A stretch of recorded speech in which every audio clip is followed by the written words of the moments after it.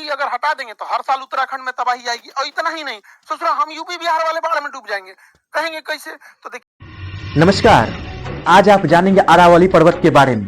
उस पर इतना बहस क्यों चल रही है, उसके काटने पर इतना बहस क्यों चल रही है, इससे क्या नुकसान होने वाला है और क्या फायदा होने वाला है, आगे हम दिखलाते हैं। खान सर ने भी इस बात का विरोध किया है, वो बारीक से बतलाए हैं। सरल भाषा में आप लोग को हम भी समझाने का कोशिश करेंगे। आखिर अरावली पर्वत है क्या, इससे क्या नुकसान होगा, उसके काटने से क्या फायदा मिल जाएगी, देश को, गवर्नमेंट को क्या फायदा मिल जाएगी। तो आगे बने रहिएगा वीडियो में। चलिए पहले हम दिखलाते हैं खान सर इस पर क्या बोले, उसके बाद आप लोगों को हम लास्ट में एक्सप्लेन करके अच्छा से समझा देंगे, नहीं समझिएगा तो। और अच्छा वीडियो लगे तो जरूर आप लोग शेयर कर दीजिएगा, है ना, और चैनल जरूर सब्सक्राइब करिए। तो देखिए पहले ये खान सर की वीडियो, खान सर क्या बोल रहे हैं। आगे ये भी देखिएगा इस पर्वत को काटने पर रोक लगा या नहीं लगा।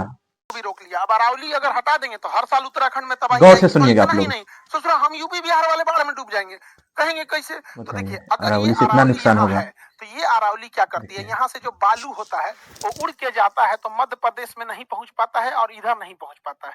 जब हम यहाँ पे अरावली को काट देंगे तो यहाँ से जो बालू उड़ेगा वो इन हिमालय पर्वत पे जाएगा। भारत के ऊपर ये हिमालय पर्वत पे हिमालय जाएगा। पर्वत है और यहीं से गंगा, वहां से यमुना कितना नदियां नदियां निकलती बहती हैं, है, घाघरा नदी निकलती है, बिल्कुल सारी नदियां निकलती हैं जो आगे यूपी बिहार में जाती हैं। अब इनके ऊपर बिल्कुल। क्या है, फ्रेश बर्फ जमा होता है। जब सूरज की रोशनी पड़ती हिमालय है के तो इन ऊपर पे बर्फ जो होता है उसे शीशा की तरह उस रोशनी को चमका के उड़ा देता है, जिस वजह से बर्फ नहीं पिघल पाती है। लेकिन जब हम अरावली काट देंगे तो ये पूरा का पूरा बालू आके इसके ऊपर जमा हो जाएगा। बालू इसके की ऊपर जमा खराबी क्या होगा, होती है, बिल्कुल ऊष्मा सोख लेता है, इसलिए भूजा भूनने के टाइम ना बालू का यूज करते, फट से गर्म हो जाएगा। तो जब इसके ऊपर गर्म हो बालू जाता की है एक लेयर जम जाएगी तो ये सूरज की रोशनी को चमका के परावर्तित रिफ्लेक्ट नहीं करेगा बल्कि सोख लेगा। और जैसे ये सोखेगा ये नीचे से ग्लेशियर पिघलना चालू होगा और ग्लेशियर जब पिघलेंगे नीचे से कितना अच्छा तो से खान ऊपर सर का बतला ग्लेशियर रहे हैं। अचानक टूट जाएगा। नीचे का बर्फ टूट गया तो ऊपर पिघल गया तो ऊपर का वेट से नीचे गिर जाएगा और नदियों में अचानक से आएगा। जब नदियों में अचानक से आएगा तो पूरा उत्तराखंड तो पहाड़ पे है तो वहां तो जोर से तबाही लाएगा। यूपी पार करते हुए पूरा बिहार आ जाएगा यहाँ पर और ऐसे जलमग्न बिहार हो भी। जाएगा यहाँ पूरा का पूरा। इतना भीषण प्रभाव पड़ेगा। दिल्ली वाले लोग आशा करते हैं आप यहाँ लोग से जो समझते होंगे, अरावली आती है तो इन अरावली नहीं के तो ऊपर लास्ट में हम घने लोग जंगल है समझाते हैं आप लोग को। और दिल्ली का 20% ऑक्सीजन सप्लाई अकेले अरावली करती है।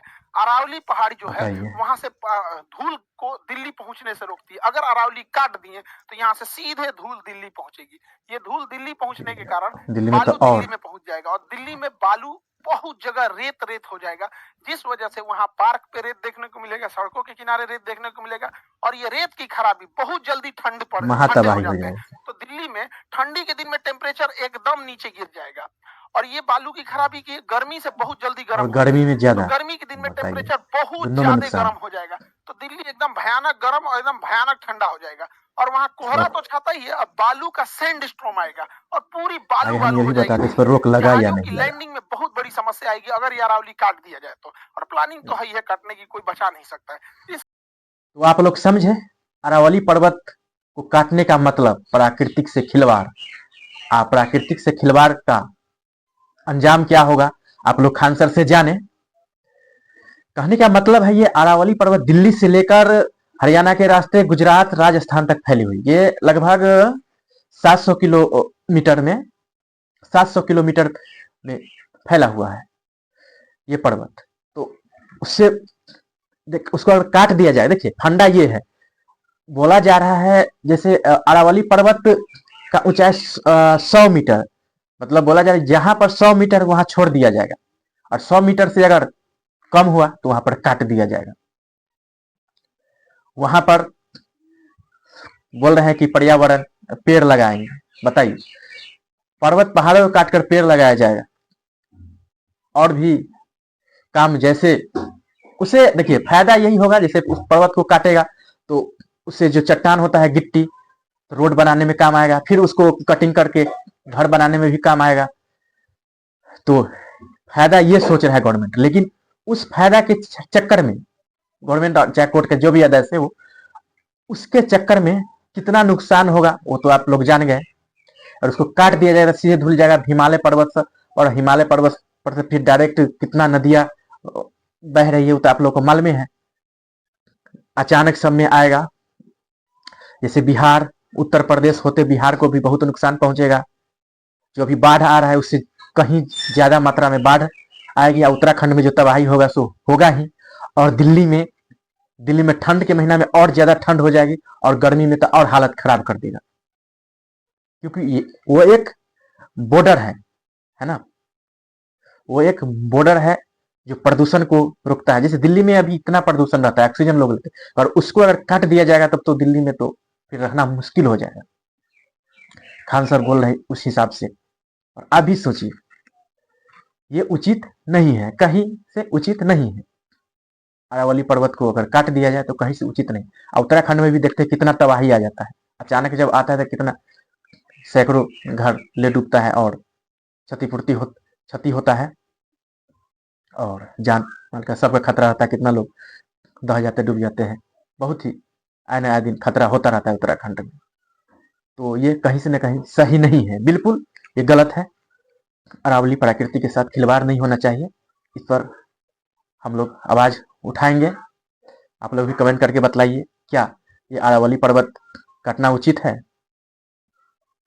सुनने में ये भी आया है फैसला लिया गया था, लेकिन अभी फिर से उसको स्थगित कर दिया गया है, स्टॉप किया गया है। फिर से निर्णय लिया जाएगा उसके बाद। खान सर बोले कि नहीं, फिर वही बात होगा। कहने का मतलब जहाँ पर 100 मीटर ऊंचाई होगा वहां छोड़ दिया, बाकी जगह काटा जाए। लेकिन उसका जो सतह नापने का होता है, समुद्र से सतह लिया जाए, सब 100 किलोमीटर पूरा जाएगा। अब देखिए ऐसे ऐसे रहता है, तो कहीं पर तो नीच रहेगा ही। अब जो यहाँ से दिल्ली से लेकर वहां तक राजस्थान तक फैला हुआ है 600-700 किलोमीटर में, सब तो जुड़ाव ही है ना, एक जैसा ऊंचाई तो हो नहीं सकता है। सीधा सीधा बात है प्राकृतिक से खिलवाड़।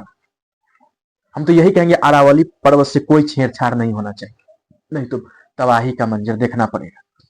वैसे भी देखते हैं रहते हैं भारत में, उत्तराखंड, केरल, बिहार, यूपी सब में बाढ़ से तबाही तबाही हो जाता है, और उस पर्वत को काट दिया जाएगा तो बताइए क्या होगा।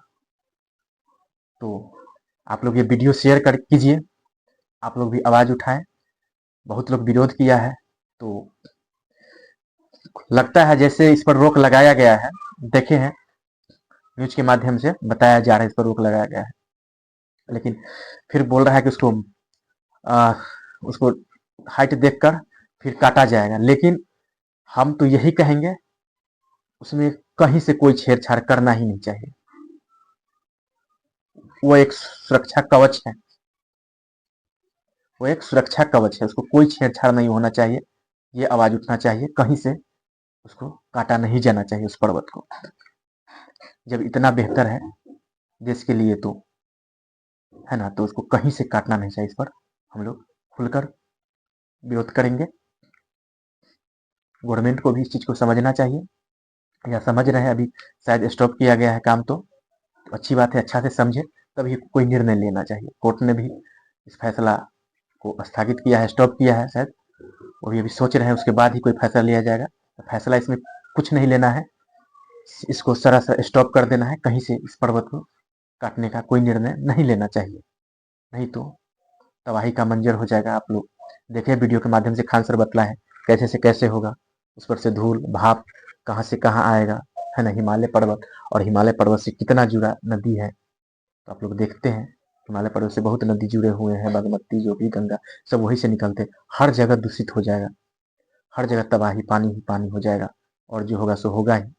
और दिल्ली में तो प्रदूषण है ऐसे भी, और बर्बादी हो जाएगा।